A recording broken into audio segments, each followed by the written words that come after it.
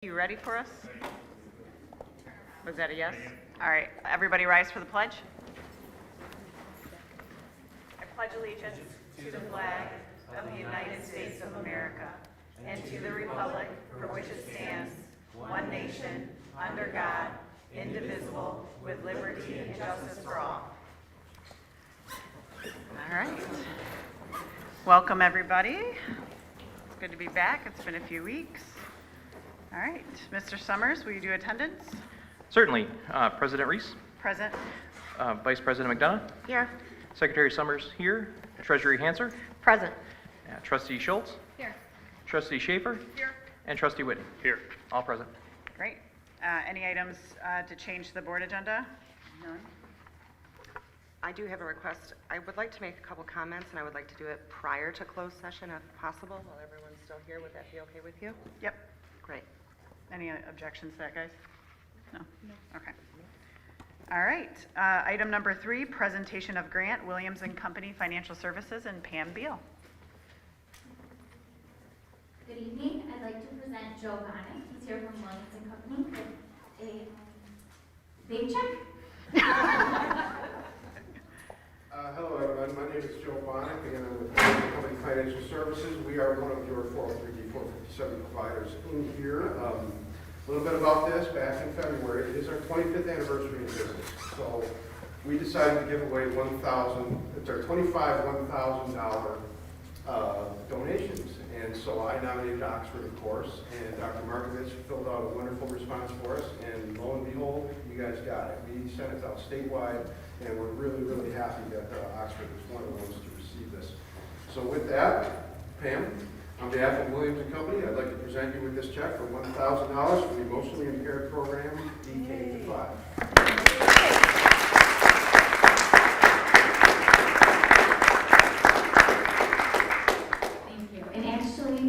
Anita Concha Collins did fill out that application, so credit for credit is due. Wonderful. Thank you so much for that. Yes. All right.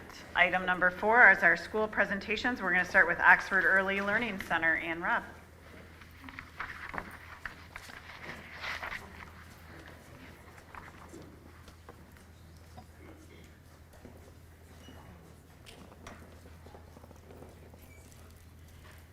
Hi everyone, thank you for allowing me to present tonight. So I'm the director of the Oxford Early Learning Center, and what that means is I oversee all of the licensed educational child care programs for the school district, tuition and grant funded. We're self-supporting in those 2 ways. We have infants, toddlers, preschool, and school age. Currently, 17 classrooms throughout 6 buildings, 43 staff members, and 442 students. So we are busy and spread out all over the district. Oops, sorry. So I decided to focus on the quality survey results from last spring, and we had staff that took the survey. Unfortunately, there were only 10, but it's okay because those 10 comments are very valuable and important information. So synopsis is there's 3 different sections, students, staff, and families. We talked about reducing staff turnover, giving families opportunities to volunteer, collaborating, having the staff being able to collaborate within the age group, and professional training that is relevant to them.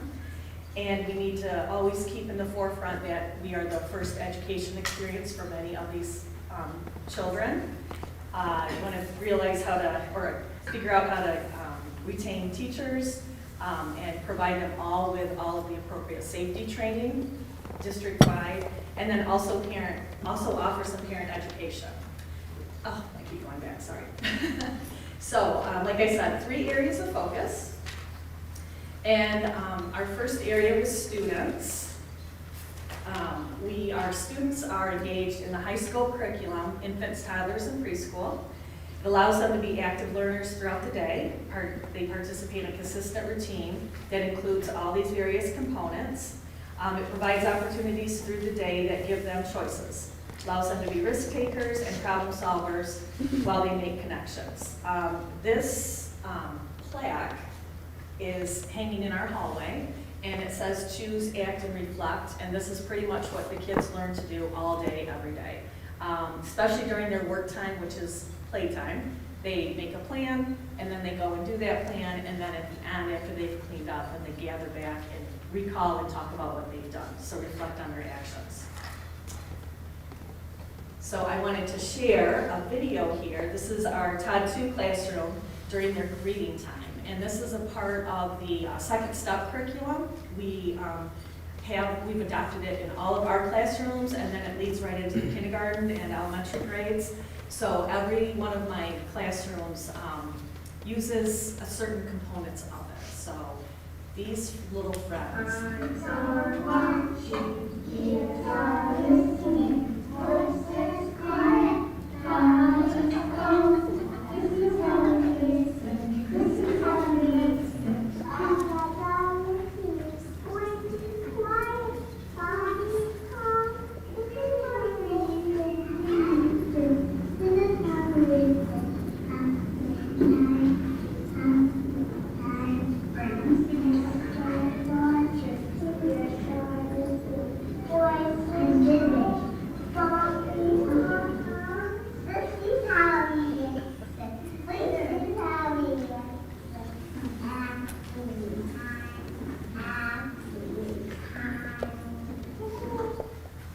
The amazing thing with that is with the little guy at the end, he joined us a couple summers ago and he cried every single day, almost all day. And then with the consistency and the routine and the structure that's provided, he's grown so much, and that's the amazing thing.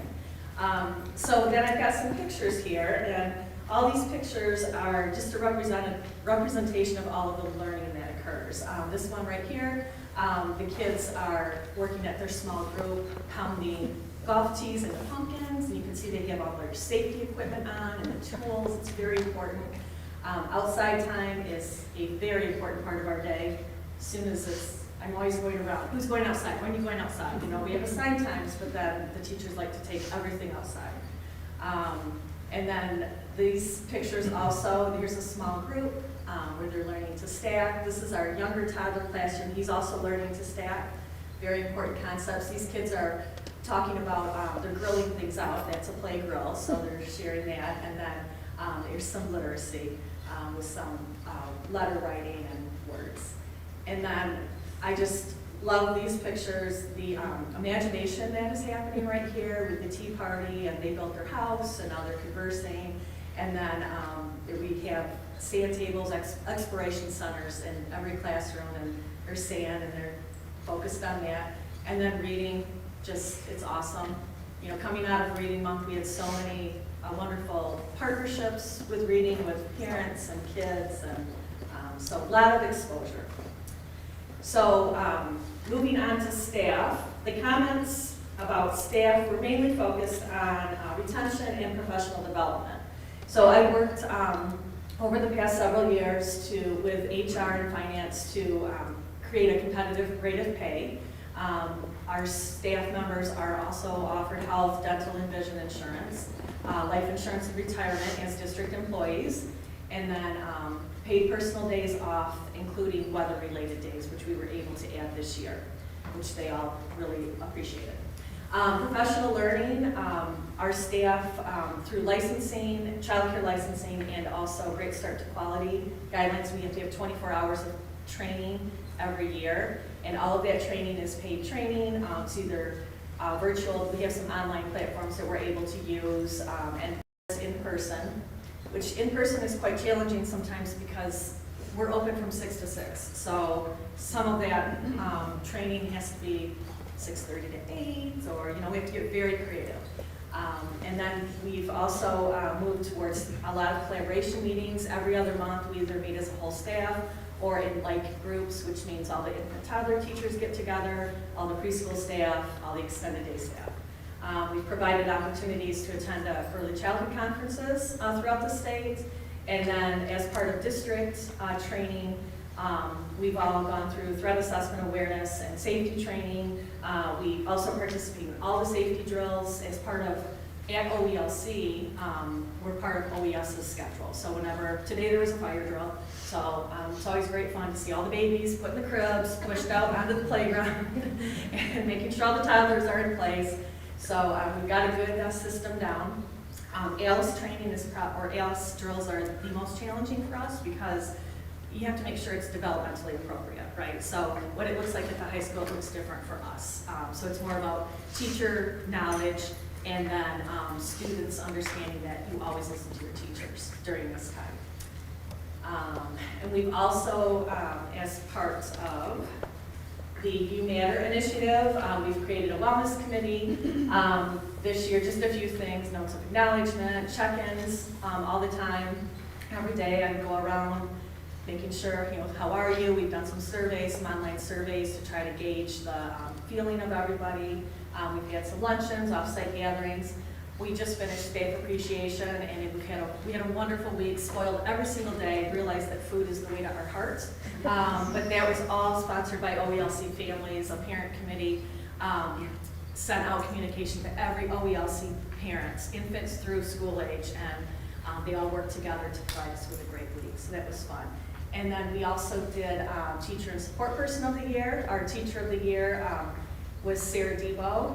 She's our infant teacher. And then our Support Person of the Year was Isabel Abraham, Miss Kelly's daughter. She's an extended day teacher over at Clear Lake. So in the way we did that, the staff nominated, and then I kind of chose from them. So kind of both things. So then moving on to families, the survey indicated comments about more volunteering opportunities and also educational events. So we've, to start the year, we have an open house, curriculum night, we have parent-teacher conferences, and then we worked this year through the Parent University. We offered 2 programs that were very successful. In the fall, we had Love and Logic. It's a 6-part series, and we partnered with Oxford Addison Youth Association Assistance Program. Yeah, that's what it is. And so they brought in the presenter and we offered childcare and dinner, so they paid for a portion, we paid for a portion. We had about 12 to 15 families every time. I think the original registration was about 20 and then kind of fell off from there just slightly. But the parents who attended just had amazing things to say. They wanted more and more and more. And then it was our staff members who worked in the evenings after they worked throughout the day to take care of the kids.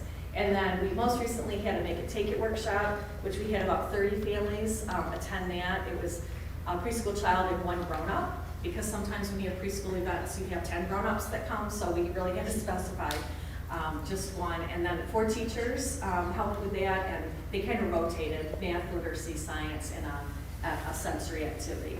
So that was also very successful. So I'm looking forward to planning some more for next year.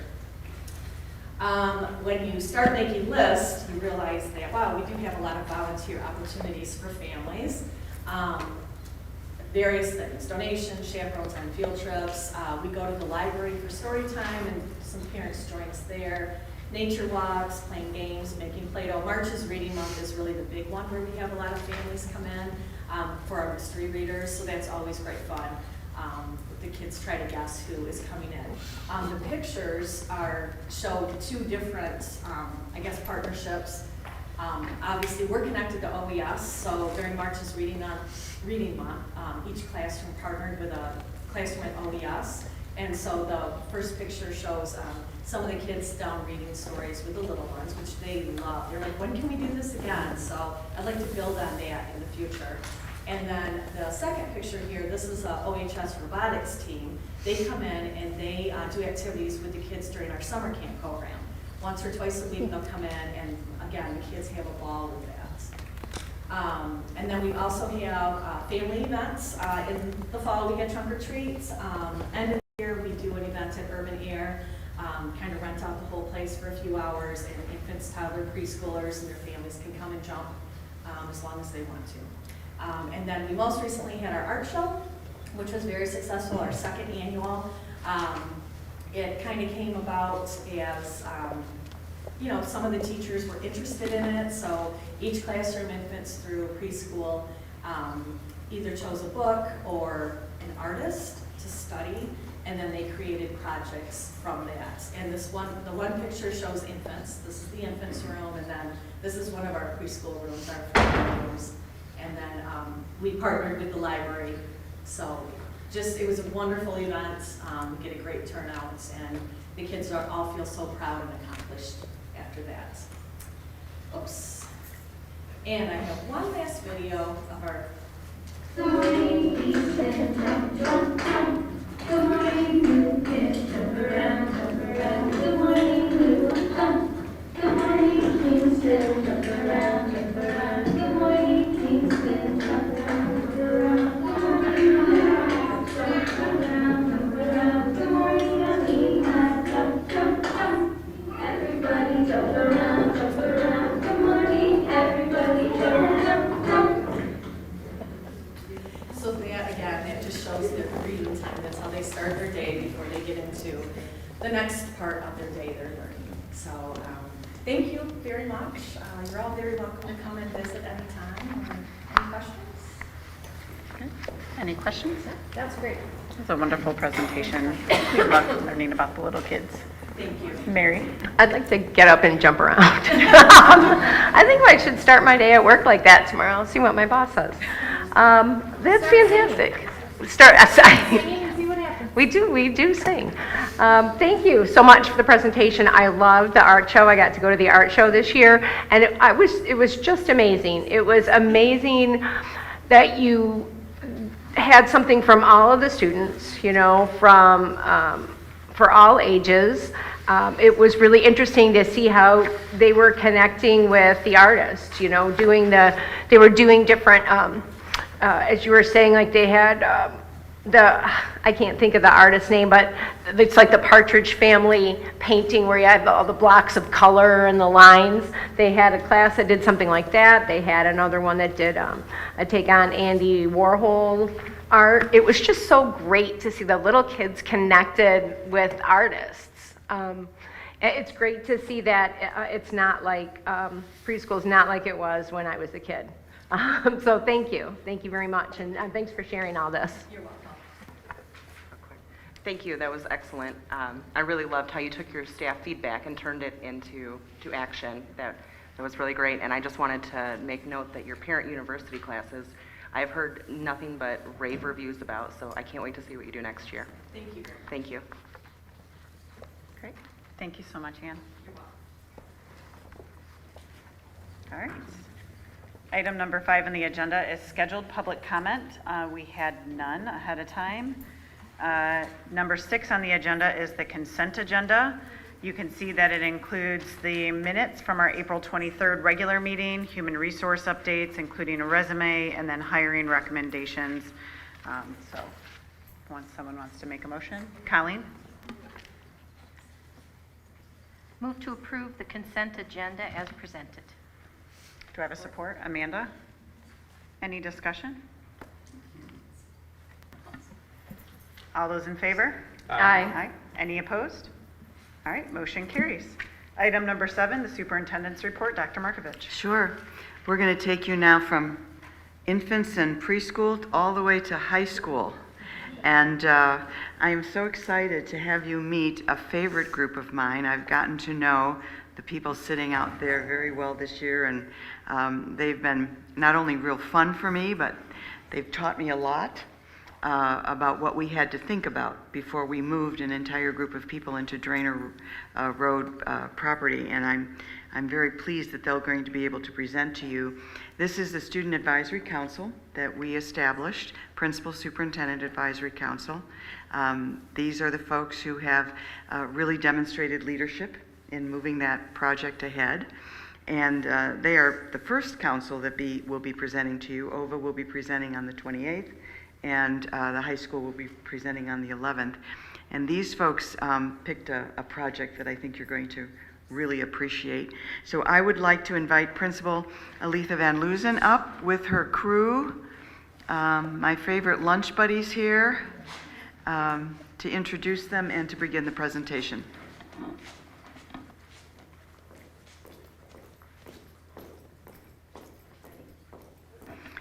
And thank yous that so many of you came. When I asked how many would came, I only got one or two, but look, thank you.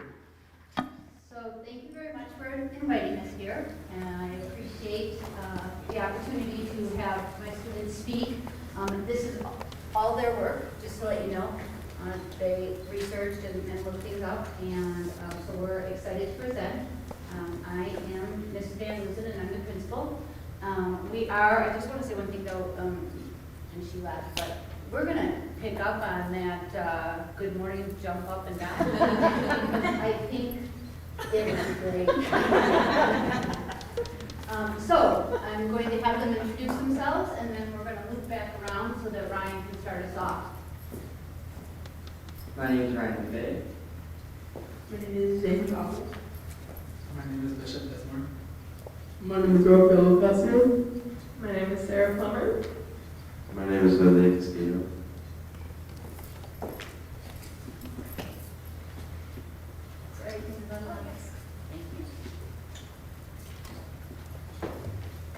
Thank you for the funding to buying activity equipment. We believe we can use this money for our kids in our free time and have activities to get our energy and have fun at school. It will allow us to pay better gym equipment at the school that we're about to go to. It will help us engage with each other and keep us off our phones that people have a hard time doing sometimes. Because we are a small school and we don't get fundraisers and events, sadly. So we are very grateful for what you guys have done today. One of the things that we were going to get is a Gaga ball pit, which is actually there's one here, I think. I don't remember, it's been so long since I did it. And as a student, we believe a Gaga ball pit will bring us some childhood memories, like I was saying, we used to play it all the time. The price of that would be like $1,000 to $2,000. We would use those $5,000 that we received. And the next thing we would be getting is tetherball, which is fan favorite. Tetherball will help us let us some stress and have fun in general. This piece of equipment was $110.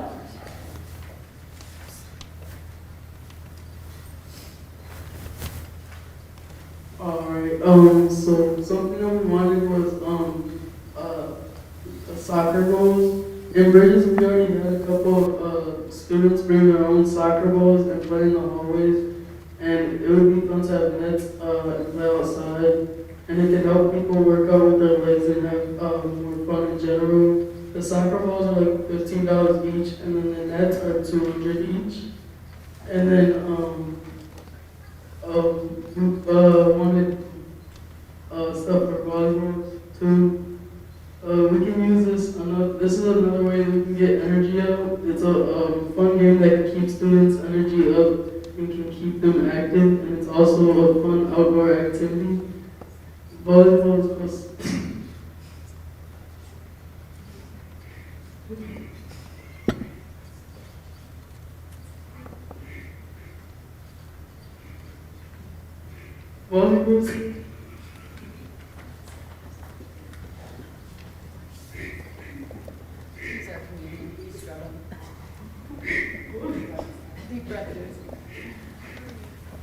volleyball. Volleyballs cost $20 each, and then the nets cost $60. And then we want basketball nets. A lot of kids enjoy playing basketball, and this will allow students to play together and have fun. Hopefully at some point we'll be able to use this inside for them. It would be fun to have them. And that's $250, I'm sorry. We would also like team mesh shirts. Having these shirts will help organize with team playing activities. There's 2 colors with 12 total, 6 each color, $25. We would need 4 colors and 20 of each color. Kickball and baseball. This is needed equipment for the games we would play. This will allow us to go outside and be active instead of being inside all day playing on our cell phones. 12 baseballs for $20 and a kickball bat for $5. This pack has bases and items we can use for other games. Ladder toss. This is a more old-fashioned game. Some of the teachers enjoy playing with the students. $20 to $40 for full equipment. Dodgeball. This is another fun activity that we can play to get some energy out and have fun during free time. Dodgeball is $30 for a set of 6.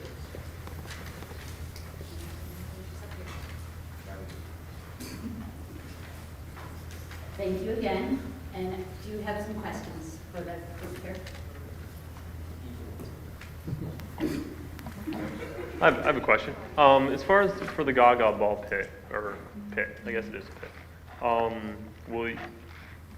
Will you be assembling it, or how do you know if you're paying for somebody to put it together, or do you have volunteers, or? Somebody puts it.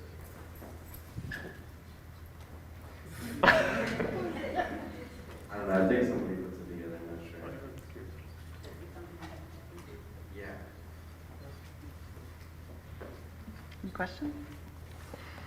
You guys did a really great job presenting, and we really appreciate you taking the time to come here. I know you already went to school all day, and it's towards the end of the school year when we're all itching to not be in the buildings anymore as much. So I really appreciate you coming out here and presenting to us, and I'm glad that we're able to help you get some equipment for your new facility. I was also really proud of the fact that they all showed up, especially Bishop, because he worked all day. He's a senior, and so he will be graduating next week. And so he will. And so I'm really proud of him for coming after a hard day of work also. Great job. Thank you. I think Mary had one little comment left too. I did want to say, I wanted to thank all the students for being here and for doing their research and giving us the reasoning for the things that you're doing, you know, and how much money that you're going to be spending. So great work. Thank you very much. And if that thing works about keeping off your phones, let me know. I got a couple of kids that are upcoming to high school soon. Great. Thank you so much for coming. Thanks. Thank you. Thank you.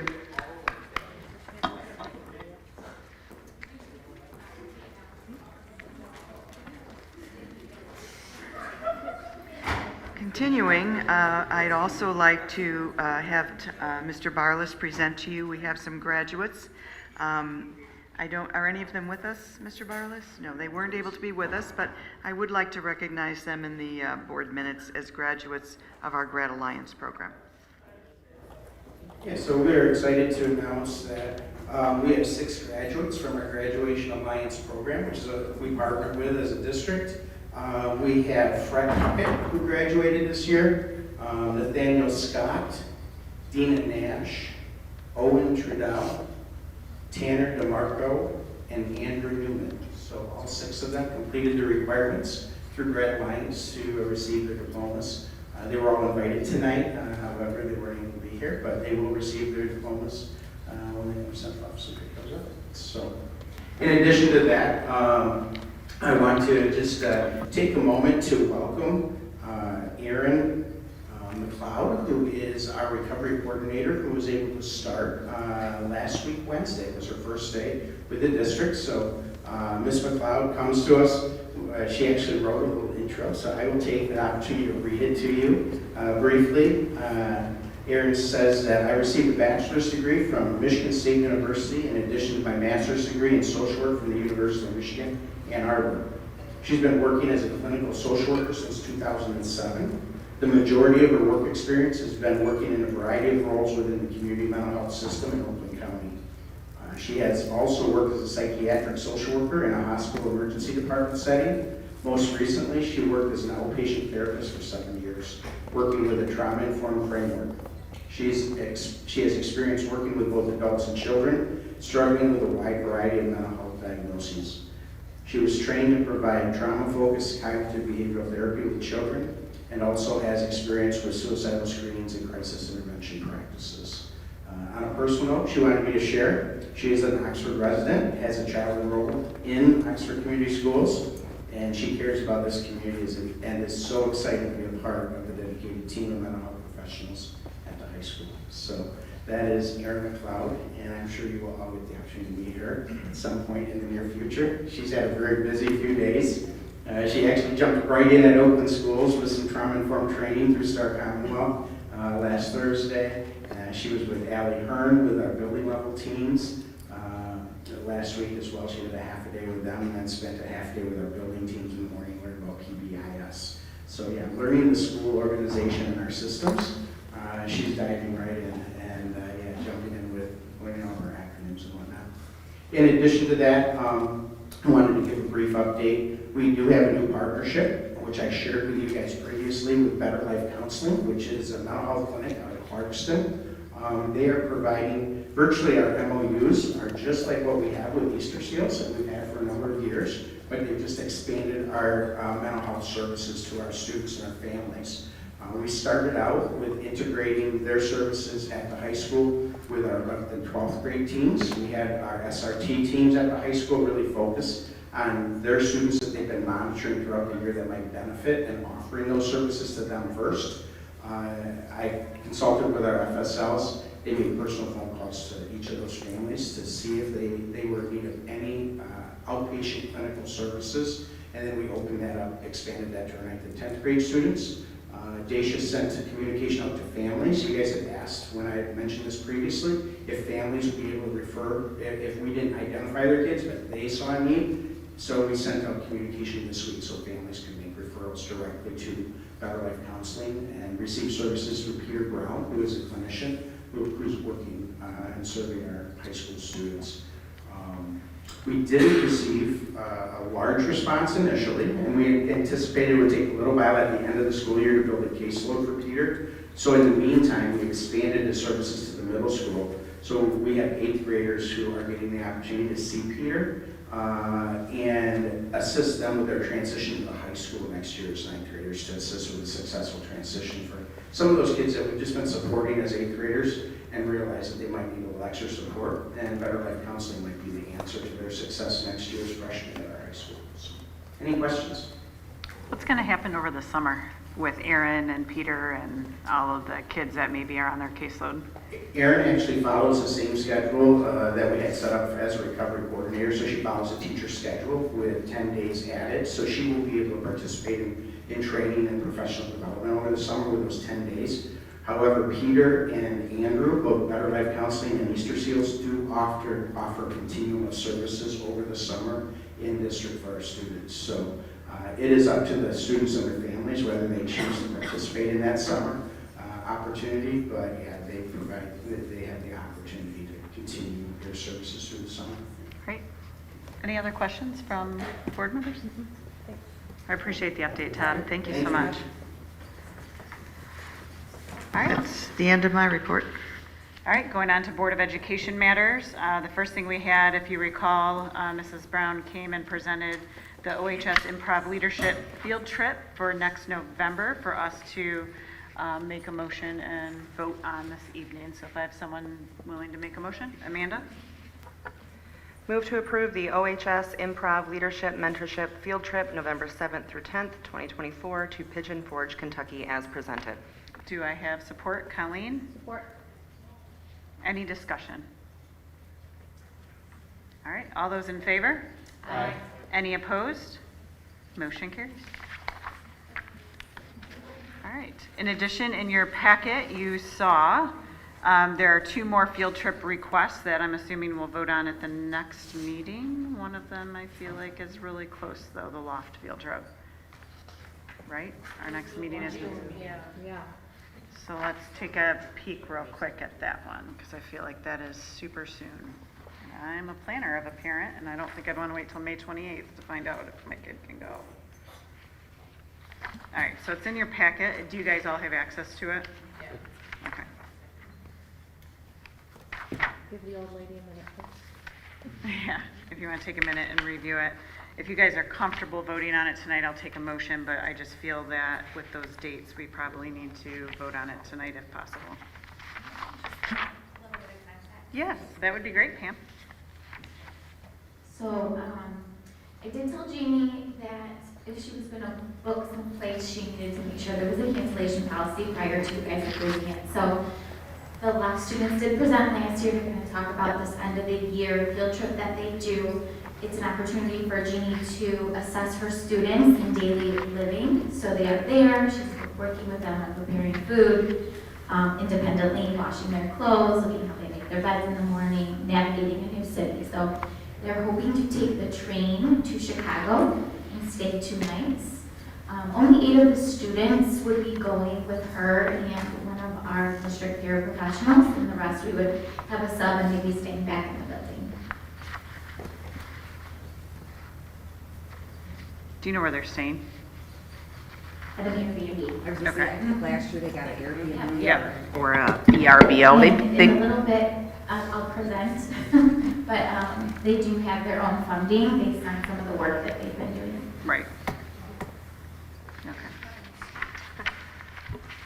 So just to give some background too, so they've been going and doing this for at least a couple years, and it really brings them a lot of education and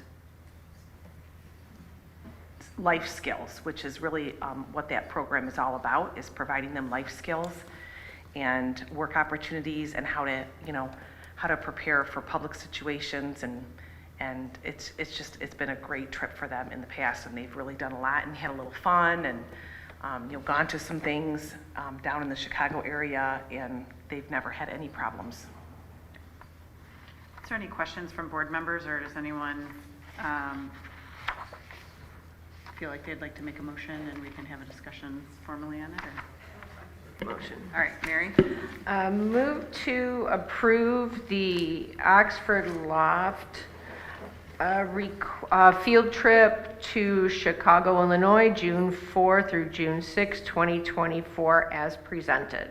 Can I get a support? Heather? All right, any discussion? So four parents, 8 kids, something like that? Two 4 adults. adults, sorry. 2 adults. No parents, I don't think, Oh, okay. right? 2 adults and then 8 adult students as well. Oh, okay.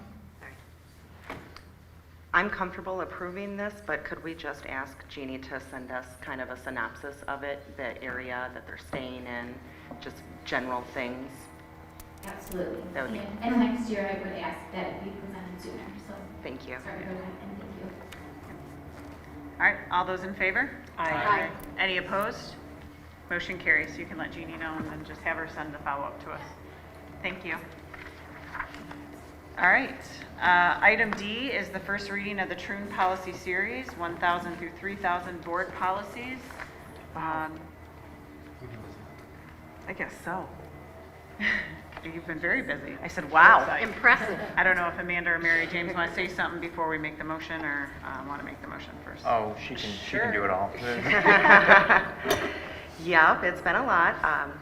Vicki has been thoroughly enjoying the hours with me on policy.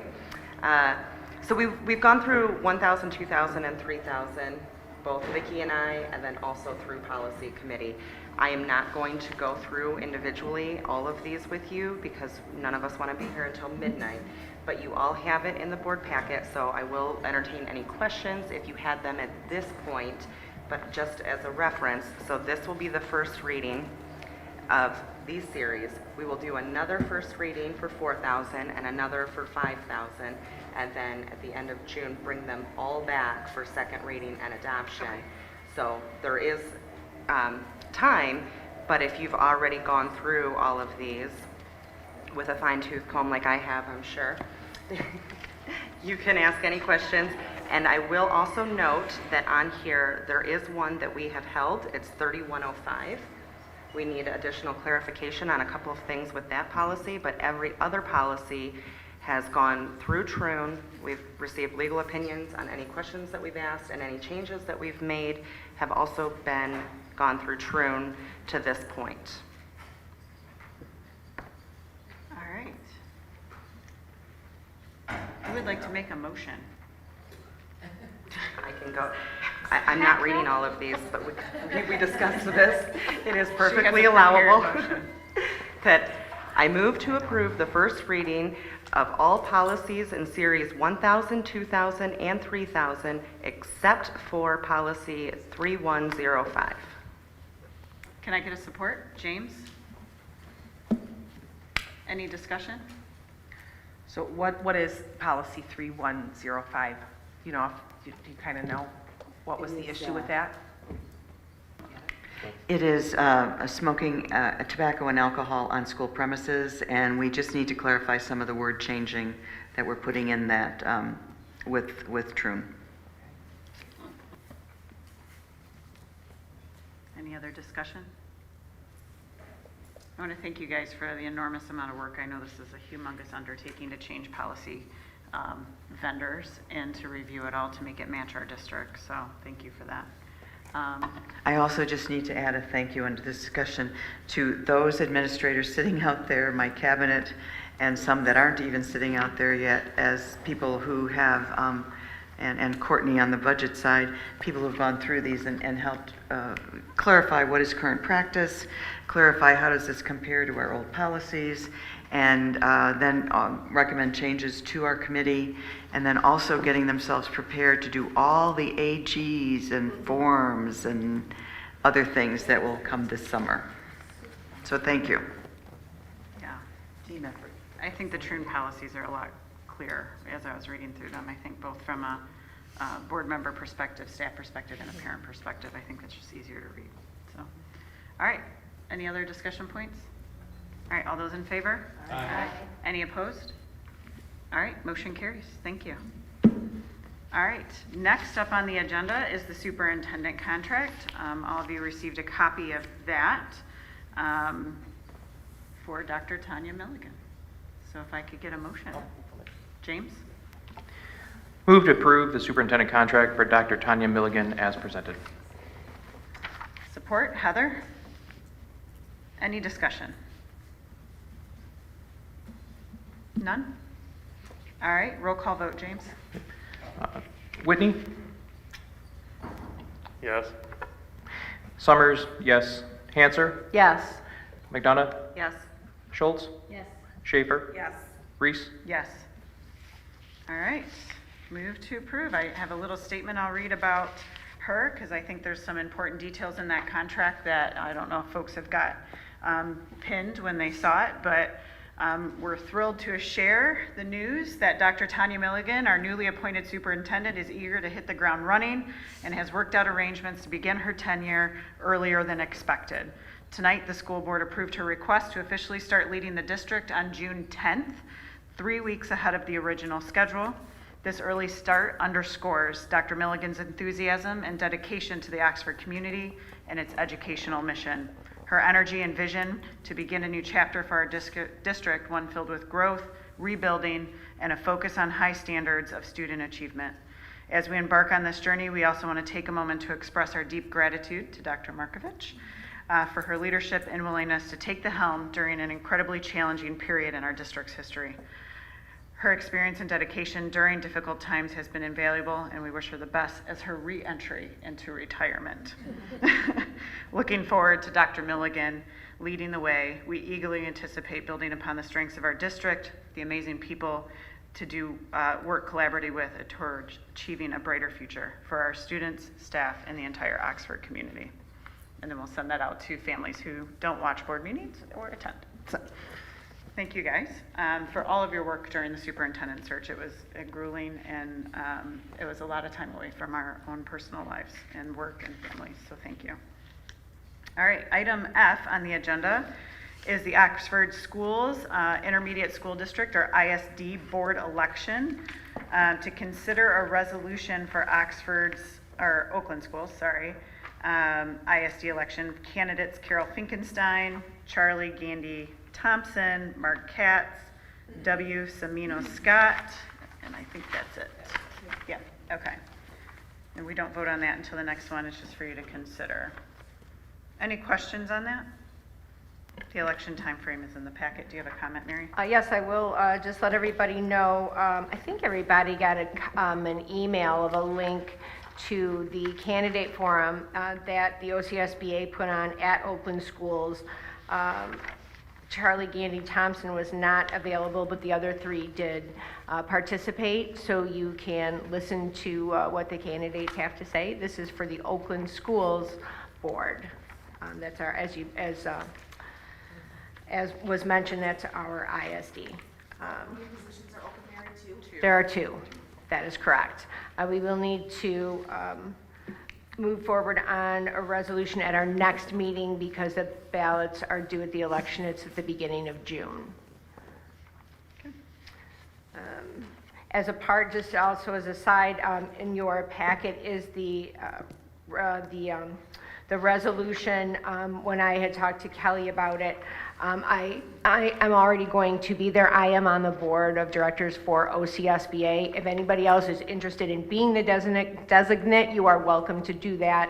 But just so you know, I will already be there helping out. So I am willing to be the designate, and that would be just to bring the ballot in. You don't have to stay. You can just come in and drop off your ballot, but if there happened to be a tie, then there would be a vote right there on premise that night to choose the people to be elected. So that would be the benefit of staying there, just an FYI.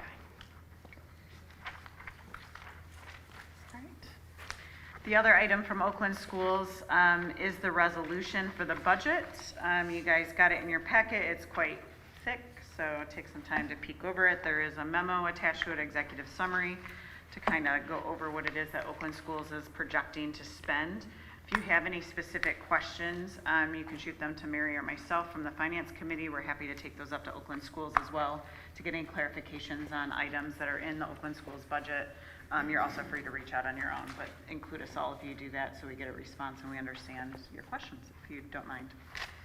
Any other questions or thoughts about ISD budget? All right. It's that time of year. I will add there's a couple of interesting things going on at Oakland Schools. One of which, there's two actually residency programs. They're finding in the districts here in Oakland County that we know we have a shortage of teachers coming up in the pipeline. There's also a shortage of business officials coming up through the pipeline. So part of next year's budget is a business office residency program and a human resources residency program, where the students in this program will get an opportunity to work with all of the districts in Oakland County to learn about the business practices, go through some specialized training. These are people who already would have master's degrees to start with, but people who are interested in working in education. So that's one of the interesting things that they are doing. Awesome. All right. If there's no further questions, we'll move on to Pam Beal for special education presentation. It's all right, I like it. Thank you for having me. My name is Pam Beal. I'm Executive Director of Special Education. And as you know, special education is complex and vast, so I really tried to tailor this presentation to the questions and comments that you guys provided to me. So thank you for responding to my email and letting me know what you want to hear about, learn more about, and have concerns about. So I meet up with Dr. Milligan starting soon. Anita had all of us create our org chart, so I wanted to present that to you just so you can see sort of what is in my purview. I do have some administrative staff, a data specialist and an admin assistant. I also oversee district-wide teaching in special education, so across the district we have resource rooms, self-contained rooms, our early on, which is our birth to 3 population, our early childhood special ed, which is our special education preschool program, and then our adult transition program, which is the 18 to 26-year-olds. I also have in my department our ancillary staff, our school psychologists, social workers, speech and language pathologists, and teacher consultants across the district. Additionally, I have contracted staff, so we do contract out our occupational therapists and our physical therapists. Within the department, we also have many different special education paraprofessionals throughout the buildings at all levels. And then I'm also serving as the district section 504 coordinator for all buildings. Students who are registered homeschool through the Michigan Department of Education who are special education eligible are also eligible for services through Oxford Community Schools through what's called a non-public service plan. So I do provide services to those students as well. I coordinate and provide funding for the materials and trainers for our nonviolent crisis intervention. This is helping staff to de-escalate situations where a student might be escalated. And then also, if an emergency situation were to arise, the appropriate way to restrain and seclude students. And again, it's only in emergencies, but we do have training specific so that we are not harming the students in any way. And then homebound services, so students who are homebound or hospitalized in our district, we do have to provide services to them. I was already doing it for our special education students, and I was familiar with the process, so I also have taken over any homebound or hospitalized general education students as well. Colleen asked some questions about funding, so thank you, Courtney, for letting me bug you and get all these numbers. But as you can see here, majority of special education funding does come from state aid. So within that state aid, there's a couple different sections, and I didn't go too deep into that, but if you're interested, I can. Section 51C, 53A, Act 18. But for the most part, as you can see there, special education is not fully funded. We're about 84% funded, so 16% is coming out of that general fund. This is for fiscal year 23. So I have that asterisk because included in that is some of that ESSER 11T money. And as you know, those grants are sunsetting next year, so that money will. We do have some special education staff sitting within that 11T money that will be absorbed into the general, already isn't considered in the general fund, but will be absorbed. Colleen also had a question about schools of choice. This is very complex, so I'm going to do my best to answer it in a way that's understandable, but again, if you have any further questions, please let me know. 105 students, so school of choice students within Oakland County who are eligible for special education services, the funding goes with them. So we accept all students, and the funding, the state funding is filtered through the county. Where it gets complicated is that students who are out of county who receive special education services, the funding does not follow the student. So we must reach out to that resident district, out-of-county resident district, on a cost share agreement. If the student enrolls with us as a general education student, we suspect a disability, we evaluate them, and they are now special education eligible. We are what Oakland Schools calls the Stuckey, so I reach out to the resident district, and Oxford does bear all added costs for special education for those students because they're already in. For a student coming from out of county that already has an IEP, prior to enrollment, I have to get that agreement with the resident district prior to enrolling. So Oxford practiced based on an OCR complaint a few years ago, which everything was fine. But in good faith effort, we do have to try to negotiate. So I always offer to split the cost of the added special education services infrequently, and at this moment, 0 districts have agreed to that because they can provide the services in their resident district. So unfortunately, at that point, we do deny enrollment into Oxford schools. I know that's complicated, so if you have more questions about that, please let me know. Yeah, I just want to ask for clarification. So if I heard you and understood correctly, if they come in as from out of the county as general education and then they qualify for special education services, do we reach out for that 505 or 105C agreement? And if they don't give it, we absorb the cost of that and continue, or do we send them back? So the law changed a few years ago that we have to have a 105C agreement at that point. And if they're already ours, and we don't reach an agreement with the resident district, there is a penalty to our grant funding.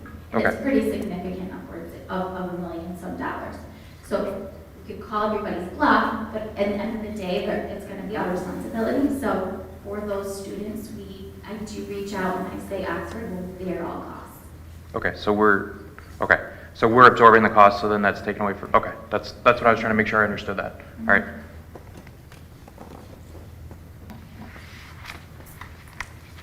So a couple questions were asked about some general processes, and I just wanted to share with you my special education parent handbook. And I won't go into tonight, but I did put it in the board packet, the section 504 protocols of practice as well. I created both of these documents and they're updated in the summer, every summer, to ensure that they are still up to date. Both of these serve as a resource for families at any stage of the process. And I encourage district teams at the onset of an initial IEP or evaluation to present a physical copy of these to the family. So this is the parent handbook. Again, it has all 24 pages of all the different pieces of special education and presented in a family-friendly, understandable way, I hope. But I would always appreciate feedback if something doesn't make sense. So I will say that Amanda asked a question about the reevaluation process. So at an initial IEP, our teams should be communicating that while an annual IEP is held every year, every 3 years, we do have to look at whether or not the student continues to qualify under any of the 13 eligibility areas.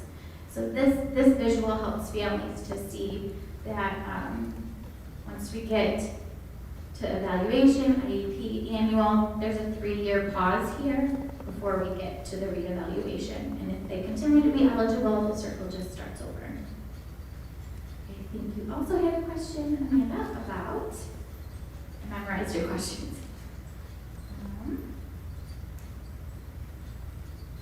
The IEP team, so who's on an IEP team? And that will look different based on the student's needs, but this is a great visual for families to see if I have a social worker there or if I have an occupational therapist there, what does that mean and why are they there? And that just goes on to kind of explain the different services within Oxford, and that will be changing this summer, and I'll explain that in a minute, but feel free to look at that, and if you have questions, please let me know.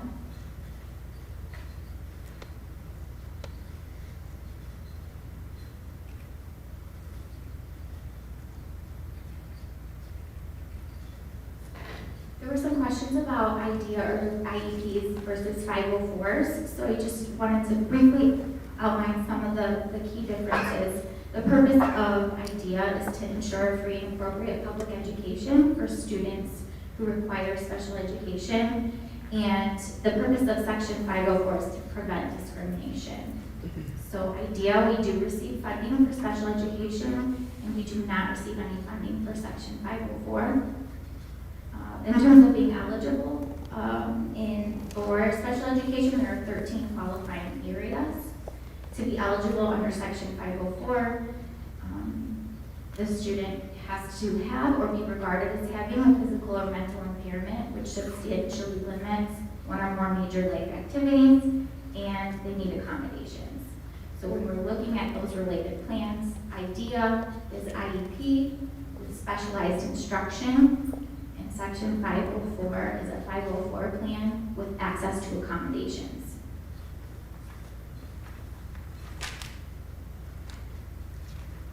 We love our acronyms, and LRE is one. LRE stands for the least restrictive environment. This means that we are research supports and we are trying to educate our students with disabilities to the maximum extent possible with non-disabled peers. So, as you can see here, the least restrictive environment would be in the regular general education classroom, and as we add services, that student's educational program becomes more restrictive, and there should be less students getting that more restrictive placement. So So this visual will help us as I move through some of the next slides. Every year, Open Schools provides all districts within Oakland County with this data portfolio. And it shows trends over the years, and it looks at several different things. I picked out a few for tonight, but if you ever want to see the whole packet, I'm happy to share that with you as well.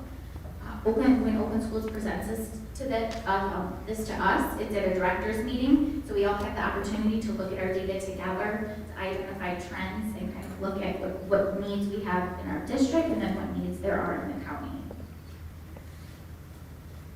So this is Oxford's LRE, Research-Driven Environment Trend.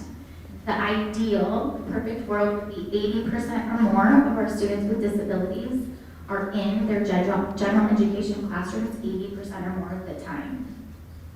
However, the MDE monitors us. So while that's ideal, what MDE is looking for us to do to be compliant is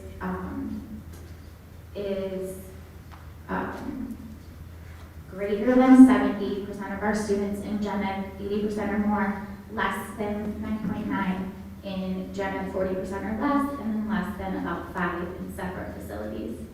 So as you can see, we're definitely meeting the MDE monitoring target, and we have for quite some time. We're sitting right at that ideal mark. So we're always looking for ways to improve our inclusive practices and make sure that our students have opportunities to be educated with their non-disabled peers. This is our special education identification rate over the past 5 years. So it has gradually increased over the past 3 years with a big jump, really aligned with that pandemic year. But we are still below the identification rates for Oakland County and statewide.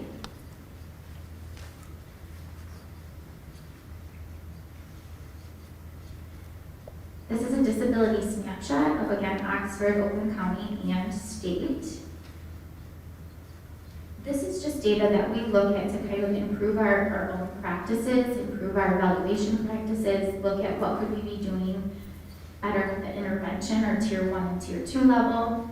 So looking at our data compared to state data, there are a couple areas that might jump out to you, and it doesn't jump out to me necessarily as an area of concern, more of an area of wondering and where could we dig in and look deeper. And the most obvious one is that we are identifying students as emotionally impaired at a higher rate than the county and the state. So that's something that our teams look at, and should we be looking at practices, should we be looking at behavior intervention earlier, things like that. This data just kind of helps guide programming moving forward. Amanda asked about state complaints. So a state complaint can be filed on behalf of an individual. So this does not have to be the family or the student filing the complaint. It can be somebody who attended the IEP or knows about the situation and has concern that there's a system-wide concern and that the school has violated some portion of IDEA, the Michigan Administrative Rules for Special Ed, or the school code. And so this goes through a whole process where a administrative law judge would make a decision as to whether or not the district had a compliance finding. So as you can see at the top there, that's the number of state complaints over the past 5 years in Oakland County, the number of state complaints with findings. That's where that ALJ said, yeah, the school did something and they need to correct it. And then down there you can see that Oxford hasn't had a state complaint case since 2018, 2019. Due process, while state complaints anybody can file, due process is filed by a student or a family alleging that there was a violation, and it helps to resolve a disagreement, whether it's about the services provided or eligibility, and manifestation, termination reviews, things like that. So again, you have the due process hearings in Oakland County, the number that have had findings, and then at the bottom there, Oxford. Oxford due process cases. We haven't had any since the 2018-2019 school year.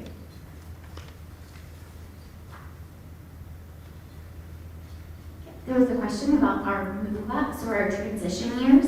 So we tried to have a heavy focus on this school year, looking at our ECSE to elementary schools, so our special ed preschool moving to elementaries, our elementary students moving to middle, and then our middle school students moving to high school. So new this year, I finished up last night presenting to all of the families of these groups and giving them a synopsis overview of what special education looks like at the next level, and an opportunity for them to ask questions. We did videotape the middle school one, which was sent out, so now I'm working on, just for families that couldn't attend, the high school presentation and then the ECSE presentation that was last night. I'll send those out to families as well. Each student has an individual move-up meeting, and sometimes we have to conduct a whole new IEP or amend the IEP to reflect services at the new building. For the elementary level, my teams have done such a great job of creating social stories of the buildings. So if I'm in Megan's program at Leonard and I'm slotted to go to Lakeville next year, over the summer the family will have a book of pictures of Lakeville. Here's the door, here's where I'm gonna eat lunch, here's my classroom, just to better prepare them for being in the building. Our sending and receiving teams meet right about now to kind of talk about students, which students have healthcare needs, which students aren't behavior plans, so that we can be familiar day one when they come in. And then my teacher consultants do come back a few days early in August so that we can hold individual tours and meet with families if needed.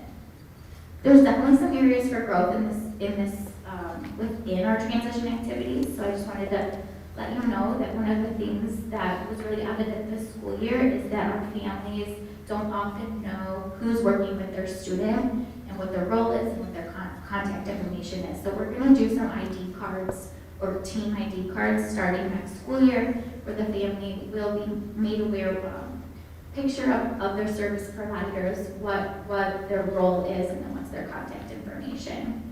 And we really want to make sure we're contacting and connecting with families early so that they know what a typical day looks like for their students. So that's definitely an area of growth that I've heard this year, that we need to be a little bit more explicit about what our kids are doing throughout the day. You all just received an email about some elementary changes to special education, so we're working through that now. Over the past few years, the number of our students requiring some more intensive level support has increased. And we've needed to, especially in the eligibility area of autism spectrum disorder, so we have needed to open up for next school year a third autism classroom within the district. Right now, and I say that because there are caseload limits set by state and federal regulations, and there are no more waivers to exceed that. So prior years, if there was, for ASC classrooms at 6 students, I could apply for a waiver to the state to add 1 or 2 students, and the state has done away with that. So 6 is the number, and so we have had to open up different programs. And right now, all of our programs are housed at either Lakeville or Clear Lake. So we were faced with, we need to open another program and limited space, and they're all located in 2 spots. So where we landed, we worked with principals, and now we're working with teams, is we are distributing a self-contained program in each elementary building. So we're really hoping that this is equitable with our support team, equitable with our principals, helping to manage behaviors and helping to support those students, but most importantly, I think it's going to provide us better opportunities for inclusion. And that's what I'm really looking forward to. And our principals have really jumped on board, and our teams are really excited.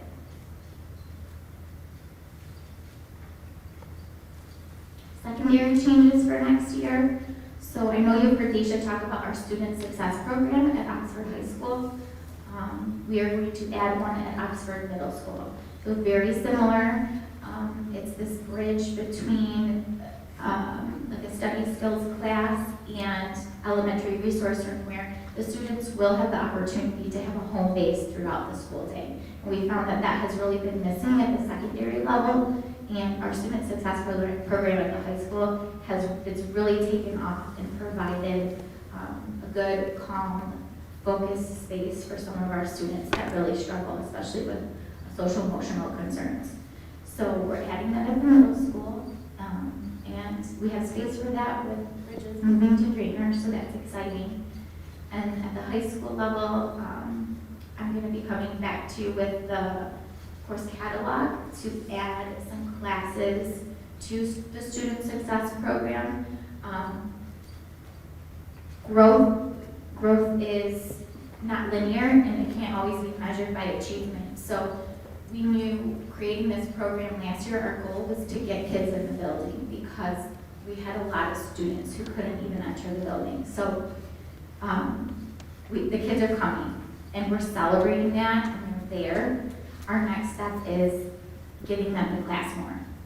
And some of them can, and some of them are working through it. So what we're hoping to do is add some direct instruction classes within that program that through personal curriculum would count for high school credit, just because they need to be there, and it's really hard to be out in the hallways. So that will be coming to you soon, and I can fill you in on anything else, or if you have questions, please feel free.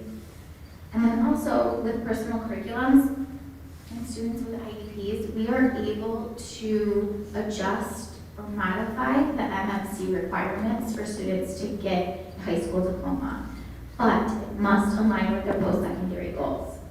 So we have students who are very much interested in welding or very much interested in entering food service. So what we can do is we can substitute food service courses or welding courses or marketing courses with things like world history, where the students typically struggle. There's some caveats to that, but we always talk to the families ahead of time. And OVA, partnering with OVA has been so fantastic in this because their course catalog is so vast that if we can pinpoint a student's interest, they can take online classes that align with post-secondary, and we can get them diplomas instead of having them be on a certificate of completion.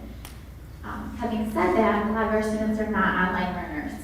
So we're trying to figure out how we can customize their education, but also provide them that support to an online class. And what that looks like is an online lab. So you're coming to the high school, but you're doing your online classes in this online lab. And we really want to have a certified special ed teacher providing that, and we want to call it digital co-teaching. So being able to have students set goals for the day, keep pace, ask questions as they progress through their online classes. And what we found with the Student Success Program this year is about half of the students that come down there are coming down there to work on their online classes. So we know it's working. That's what we're going to do next year. And then Loft has their own catering business.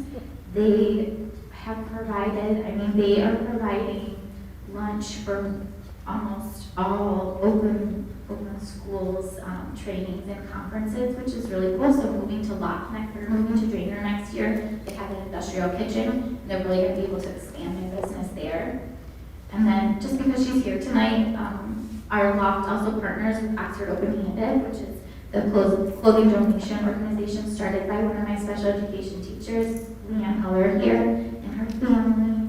And she's raising wonderful boys who, one of her sons right now is subbing in a special education classroom. He just graduated from MSU, so we're trying to snag him too. But yeah, our students are going there, they are sorting clothes, they're putting clothes on racks, they're helping shoppers, so really working on job skills. Oh yes, an industrial laundry, they'll be able to wash the clothes as well. Just really great opportunities with us being able to move over there. And then there's a question about my PAC, which I'm so proud and honored to be working with these two lovely ladies. Emily's here tonight, but I also have Megan Eller and Emily Less now. They are my parent advisory committee. They sent me this selfie from one of their open schools nights. Holding loft treats. Oh yes, the loft made those treats too, for the event. So the PAC, this flow chart here was presented by Open Schools PAC, but there was a question about how do I bring up a concern and who do I go to first? So I put that in there because that really was PAC led. But our OPAC here does manage social media group where they have no affiliation with the district. They don't tell me what's on it, and I don't go on there, but it's a virtual space for them to support each other, to ask questions, and to get advice. And then also Megan and Emily have both provided their email addresses on our district website. So if any families who are looking just for some advice, their doors are open and they're always willing to talk. My PAC reps attend monthly meetings at Open Schools. They also meet with me monthly. This school year, there was a first day of school coffee, so drop your kid off at school, come meet us up for coffee.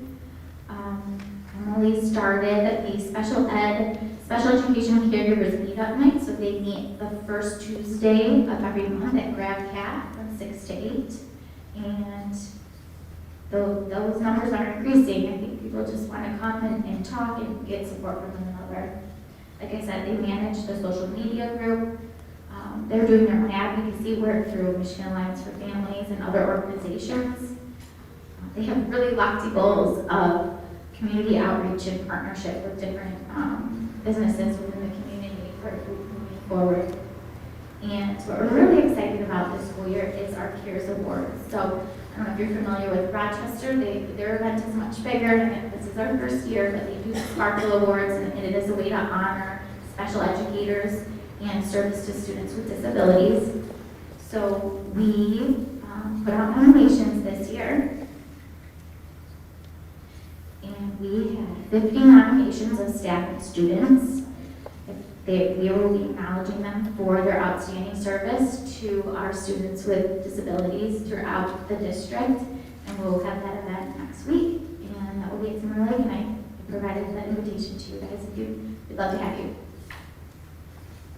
So before I just close out with questions, I did want to, Amanda had asked about the PIRA handbook. So I just wanted to give an update on that, and that I've had the opportunity to have more FaceTime with them this year for training.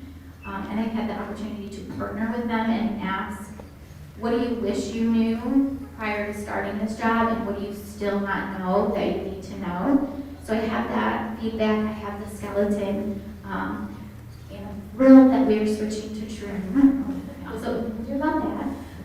But with those policies, I want to make sure they align to what we're saying in the PIRA handbook. So I'll be working on that this summer, partnering with, there wasn't a post for president for a while, but now they do have a president, and she's been great. I want to make sure that she has input into this as well. And I think that's it, unless you guys have questions. I do have a couple. Wow, that was really informative and thorough, and I appreciate your attention to detail on all that. And also, don't second guess that parent handbook. It's incredible. I think every parent, whether they're a special ed parent or not, should read it. It is so informative, and you laid it out very well, so thank you for that. It's available on the website for everybody. I did have one question on the least restrictive environment trend. Could you just clarify what's in that other category? Would that be homebound or other? Yes, that would be homebound. Okay, thank you. Or residential settings. Okay. And then on the disability snapshot, you already pointed it out, it really stood out to me as well, the emotional impairment numbers. Do you happen to know if this were the case, that it was double 5 years ago, or is this really related to, COVID tragedy, Oxford specific type of things? I would want to dig further before I answer that question. I think that we've responded to to behavior with tiered supports at tier 1 and tier 2. But for our students whose behavior is significant and intense, I think at that point the next step is special education. And sometimes it feels like the only step. So that is just a data point that we can look at our practices and maybe doing more on the gen ed side prior to evaluating. But then also I want to look at how are we determining that a student is eligible for emotional impairment, and kind of looking at should we be doing that differently as well. Okay. Yeah. Thank you. Last quick thing, for the reevaluation every 3 years, what is the mechanism in place for ensuring that that happens? Is that something that you keep record of and you get alerted if that does not happen with a student? Yes. Okay. Yes. What I can also show you that's part of that data portfolio is I do have other state monitoring targets that I need to go into the system and acknowledge. So timelines and dates is one of them, and the state expects 100% compliance. So if we're anywhere, if even one student is late, I do get a ding or a finding, and if it continues to happen year after year, then I would get a corrective action plan. So those things are monitored very closely. Great. Thank you again so much. Excellent. Thank you. Thank you for the presentation, Pam. That was really helpful. And I know you and I sat down a couple years ago and went through some of those materials, and it's quite overwhelming, but you've done a great job laying things out for folks and putting it all out. I appreciate it. I wanted to say congratulations to the LOFT team for working with Oxford Open Handed and their award from Oxford Anderson Youth Assistance. So congrats to them for their great work. Yeah, thanks. I thought I had hands down here. Colleen? Sure. Thanks, Pam, for a great presentation, and thanks for being such a great advocate for kids, always. And I appreciate the hard work that it probably took to get the self-contained classrooms in all the buildings. And I think it's a great thing for the Gen Ed pop, so that's great. James? So first of all, personal experience, special education sometimes becomes, clouded and mystified. So I appreciate you working on the demystification of it.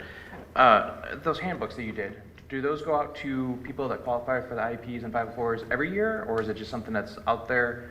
I guess I'm looking, are we proactively handing it out to parents? Because I know people come to me asking questions and stuff, and it would be a great resource, not that I can direct them to the website, but as they start, their child becomes part of the process, whether IEP or 504, that they get those ahead of time. Is that the plan for those? Yeah, so I do ask that at initial IEP, my teams do present a physical copy to the family, so much so that they've asked if we could make the colored copies because it's precious in their buildings, the color ink. But that's the expectation. I can't guarantee that it happens every time, so I do ask, that our PAC frequently advertises that on Facebook as well, and things like that. Just know that you can go to the website, you can go to the special ed page on the website, and both documents are there. But yeah, the intention would be for them to receive that at their initial IEP. I'd like to see more purposeful action of that, of not, we hope that happens, but that actually does happen with that, as well as maybe some building level context that added to it, supplemental inside of it. And then Amanda brought up around the compliance. How are we on our compliance with our IEPs across the district? So, that question. Sorry. You're okay. Where we got a data alert was timely IEPs, and that data is 2 years old. So I think we had 6 late IEPs. So I was not issued a corrective action plan, but did speak with staff and provide some additional training about the importance of making sure our IEPs are done timely. Okay. Is there an oversight mechanism that we currently have in the district for that, for compliance with that? Yeah, well, my data specialist does monitor that. Okay. All right, thank you. Yeah, snow days complicate things sometimes, so that's why I say try to hold 11-month IEPs, but you never know if there's going to be a snow day and you have your IEP scheduled and it's due, and now you can't get people to Yeah, segueing on that, how, as far as the IEP, I mean, it requires the parents, correct? And so do we, are there situations where we have difficulty getting the parents to engage in that process? And how do we manage that as far as remaining compliant and, yeah. Yeah, so we do have to stick to the date.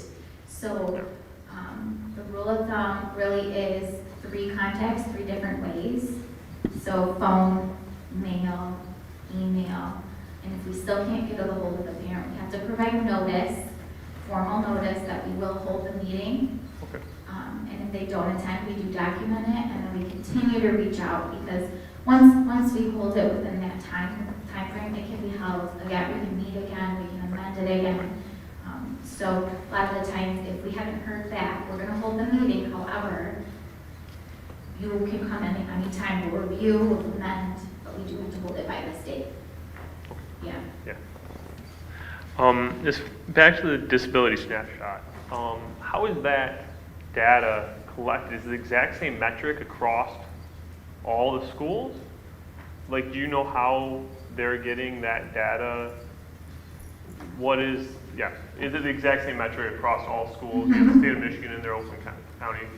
There's 13 eligibility categories for special education, and they are all here.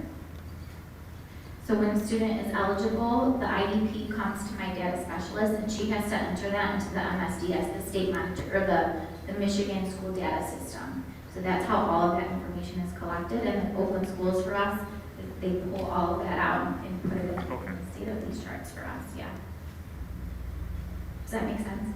Yeah, I'm trying to think from a data standpoint, if other schools aren't looking for emotional, like maybe that could factor into the discrepancy as well, right?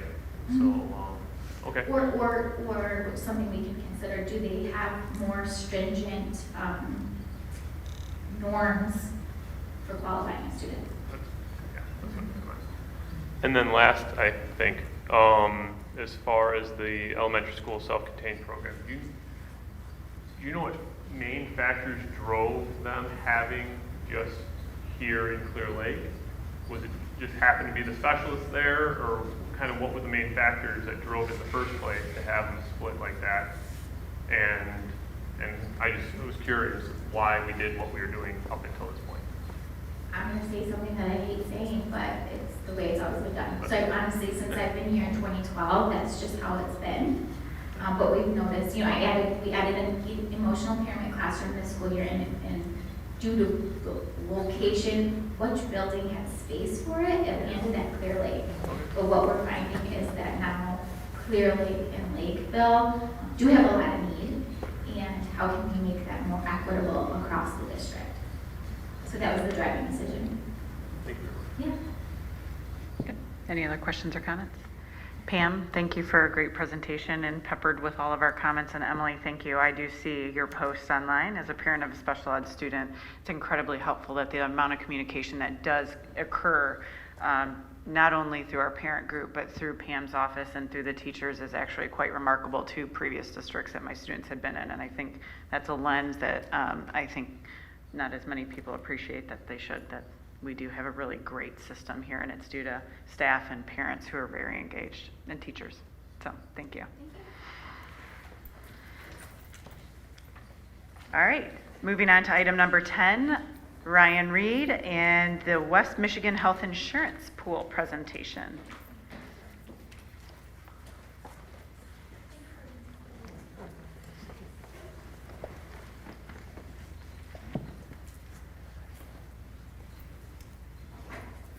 Good evening, Board of Education and all of our families listening at home. I'm Ryan Reed, I'm the Assistant Superintendent of Human Resources, and with me this evening is Melissa Cavalick. She is with Gallagher, our insurance consultant. So Melissa, thank you so much for being here. She is here for our questions at the end, should you have them. We have a few slides to go through with you this evening, just a couple more slides, about some important changes that we are making to our health insurance programming for the 24-25 open enrollment season. So I will tell you, I want to start with the why we are here evaluating the pool and moving forward. In our collective bargaining agreements with the OEA, OESPA, Support Staff Union, and AFSCME, there is language in the contract that states if renewals come back over 10% for 2 consecutive years, we agree to look for alternative options. And we have had renewals over 10% both last year and this year through our insurance program with Blue Cross Blue Shield of Michigan. So that spurred us to get with our consultants at Gallagher and look for other options. And we have a really great option with the Western Michigan Health Insurance Pool. So this is a slide about the pool. It was formed in 2005 by public employers looking to really reduce the cost of health insurance. So here is the pool's mission. They're member focused. They focus on value and trust. I will not read this one to you, but I just want to give you an idea of the pool as an organization. Here's an overview of how large the pool has grown. In 2005, I believe they started with 7 or 8 school districts. And now you can see they have 102 school districts, 39 municipal entities, and 77 community colleges. So over 37,000 folks in their insurance pool. If you look at the Michigan icon on the bottom, in light purple are counties where the pool represents one of those 3 groups. Dark purple, those are counties they've not entered yet. I want to talk about sustainability. This is something the pool offers that we've not seen in the last couple of years with Blue Cross Blue Shield of Michigan. There are many additional fees that are added in for retention and pooling with the fully insured program through Blue Cross Blue Shield of Michigan. And the pool has run consistently under the industry average for health renewal increase. So looking at this option really offers sustainability for us as a district to keep costs low, which in turn keeps costs low not just for the district but for our employees.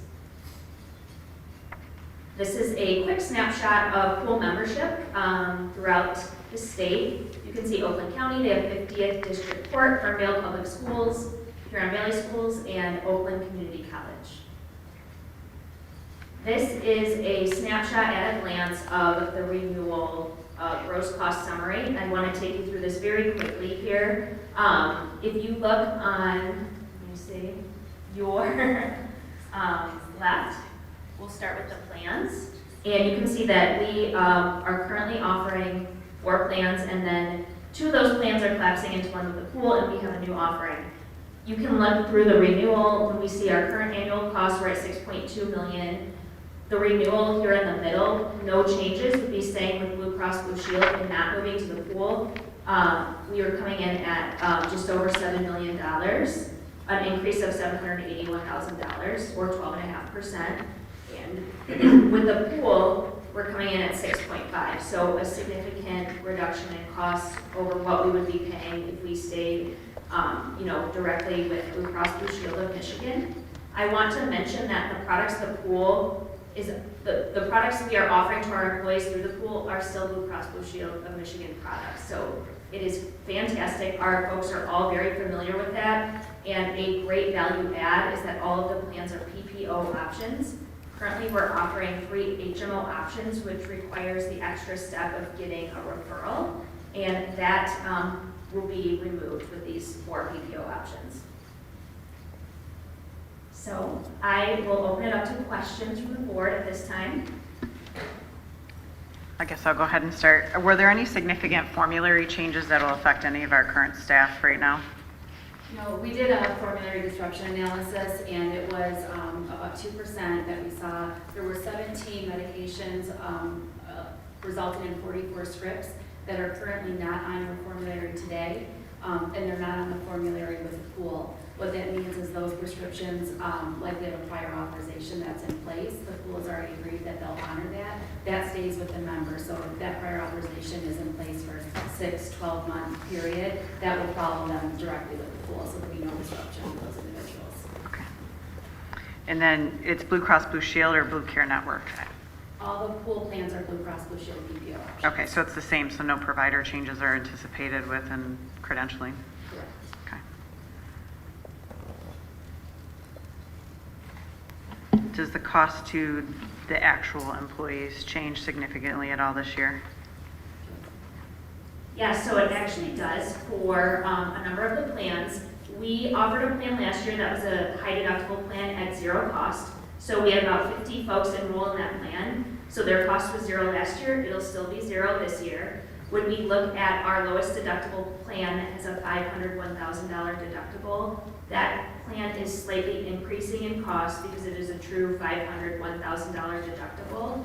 It's still lower than the renewal we received from Blue Cross Blue Shield of Michigan for a BCN plan. For a family, I'll give you an idea, the rate under Blue Cross Blue Shield of Michigan would have been $280 per month for a family. And with the pool, that option will be $250 for a family. So it's still less than what we had. And then we have some fantastic news for about 50 folks who've been enrolled in our PPO option that we've offered consistently. That plan is very expensive. Those folks will see a huge reduction in cost, somewhere around $600 or more for a family. So that's huge for those 50 folks. And then we are also offering that plan, that PPO plan. The cost for that is going down to about $40 a month. And folks who are on a BCN option similar to that, they're currently paying $140 a month. And I'm talking in family terms, so it goes down for the tier of 2-person and single. So those folks are seeing a $100 decrease per month. And another great option that we are offering is a $1,000, $2,000 deductible plan. So it's not a high deductible plan. It will have the copay structure. That plan is at no cost to employees. So now we'll have 2 no-cost plans.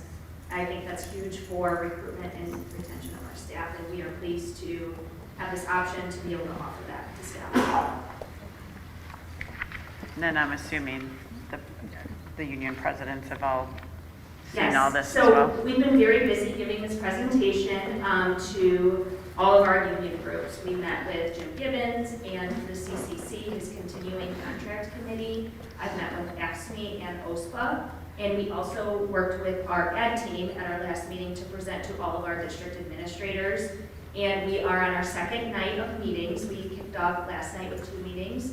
We had a virtual meeting today at 6:30 and one this morning at OVA, and we'll continue this week. Really, education is the most important part, so our folks feel informed as they make the decision, what plan to enroll in. Great. Does anybody else have questions? My questions. Yeah, all good? All right. All right, so for board action, we need to move to adopt the resolution that was in the board packet. If someone would like to make that motion. Colleen? Sure. Move to adopt the resolution authorizing public entity membership in the West Michigan Health Insurance Pool. Do I have support? Mike? Any discussion? More than we've had? Great. All those in favor? Aye. Any opposed? All right, motion carries. Thanks, Ryan, for all your hard work, and thank you for coming out tonight and answering our questions. All right. Item number 11 on the agenda is Dr. Williman for the reappointment of Lighthouse. I think we had a memo in there for Mr. Reese. I remember appointing him not too long ago, I feel like. He was appointed or called to serve on the board to fill a spot, but this is to approve him for a full term. Since taking on that role, he's been serving as president, so he's not only taken that opportunity to serve, but also to be able to lead. And so we bring you this nominee tonight. Great. Someone like to make a motion? Mary? Move to approve the reappointment of Mr. Walter Reese Sr. to the Lighthouse Connections Academy Board. Support? Amanda? Any discussion? All those in favor? Aye. Any opposed? All right, motion carries. All right, item number 12 on the agenda is unscheduled public comment. Do we have any cards, Kelly?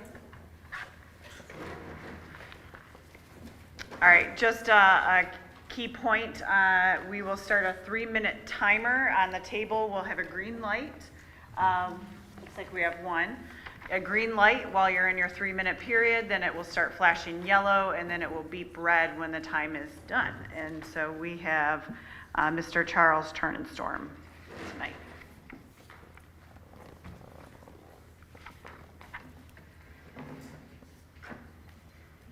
Thank you for having me. My name is Charles Charnstrom, and I have 2 daughters who graduated in 2021, and I have a son who is graduating in 2 days. And Congratulations. what I'm about to say has been on my heart and my mind for quite a while, and as I tell my kids, it's never too late to do the right thing, so here I am. I'm essentially here to plead for the use of the pool. The high school pool, I feel, is severely underused. We moved here in 2015 from Minnesota, and it was a very small school district that we lived in, but everyone used the pool. Pretty much everyone in the community learned to swim at the pool. Any given Saturday or Sunday at noon, the pool was packed at Open Swim. And all the elementary kids from 3rd through 6th grade had a swimming unit where they would bus them over to the high school. And it was separated in 3 different groups: those that didn't know how to swim, those that were familiar with swimming, and those that consider themselves good swimmers. So everyone got to work on what they needed to work on. And it did so many great things, and I was shocked when I moved here. And I also have a swimming background. I was, I guess, a professional swimming coach back in Minnesota. I coached both high school teams, and I coached a couple of club teams, and I coached a master's team. So I was shocked that none of it was here, and you could go to 100 schools in Minnesota, and you wouldn't see a pool like you have here at Oxford. It is an amazing facility, and it is dark all the time. It is such a shame. Now, I'm here essentially for the health, both physical and mental, of the students and the safety, because I was fortunate to go to Florida for spring break, and I saw the joy in the kids' face at the hotel we stayed at. Pure joy, pure innocence. It was amazing to see. Kids flock to the water like it's their opportunity to fly, and that's exactly what they do. Doesn't matter the background. These kids are learning great things, and back in my day, my mom would tell me to go outside and play, and that would solve lots of problems. But now we tell our kids, go outside and play. It's just another venue for them to look at their phones. When they're at the pool, they cannot do that. They're physically anxious to go swimming. And the sad or the downside about swimming is that it is dangerous. While we were down there in Florida, someone died out in the water. And I want to, does anyone remember? Let's take 30 more seconds. LaFrance Marshall, does that name ring familiar to anyone? It was about 2 weeks from today, 6 years ago. He was a 16-year-old student who drowned 50 feet off the shore in Clear Lake, Oxford.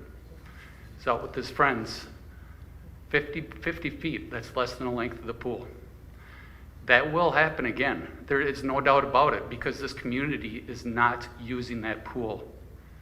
You need to use that pool. You need to get kids active for their mental and health sake, and you need to get them safe by learning how to swim. I know that if he was in that elementary program, he would have learned how to float on his back. If he was in Open Swim, he would have been familiar with the water. LaFrance probably would have been graduating high school right now, or I'm sorry, he would have been graduating college. And it's just a lost opportunity. Every single year goes by, it's a lost opportunity that pool isn't being used for the health and the safety of our students. Thank you for your time, thank you for your consideration, and thank you for your service. Thank you. All right. Amanda, you wanted to add something prior to closed session? Yes, I do. Thank you, Erin. I just want to remind everyone to mark your calendars for June 18th. Justin's Nature Walk will take place on the Pollyant Trail. The walk begins at White Pine Coffee at noon. There will be an unveiling ceremony at 12:15. You can register on the Eventbrite page.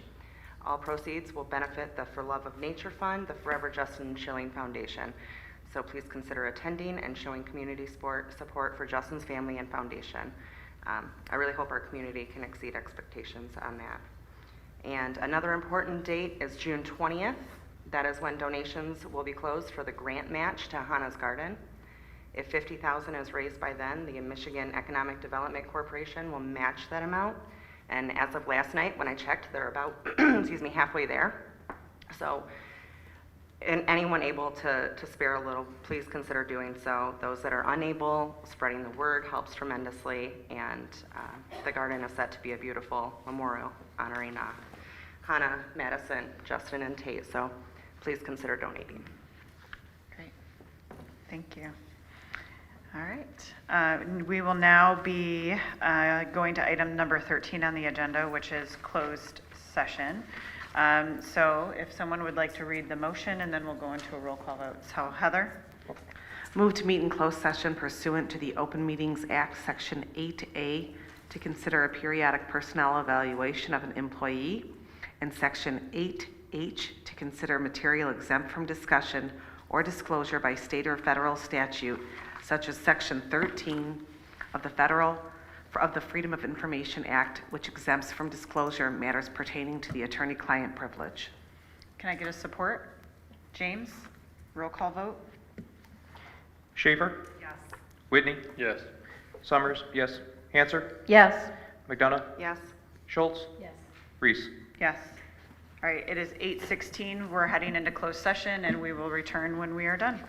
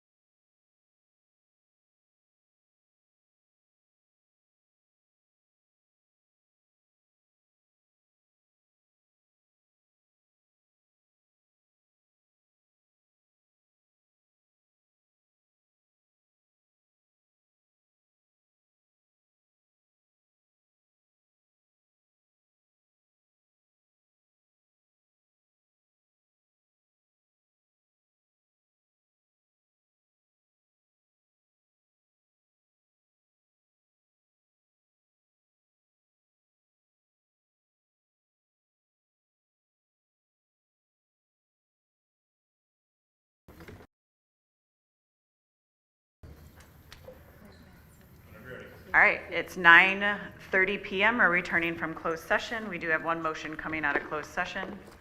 Amanda? Motion to deny the FOIA appeal dated April 24th, 2024. Can I get support? James? Any discussion? I think I'll just make a blanket statement that we charge for FOIAs, and that's what we're going to continue to do moving forward. All those in favor? Aye. Any opposed? Great. All right, it is 9:31, meeting adjourned. Thank you. You're welcome. We have any final board comments? Can I help you with that?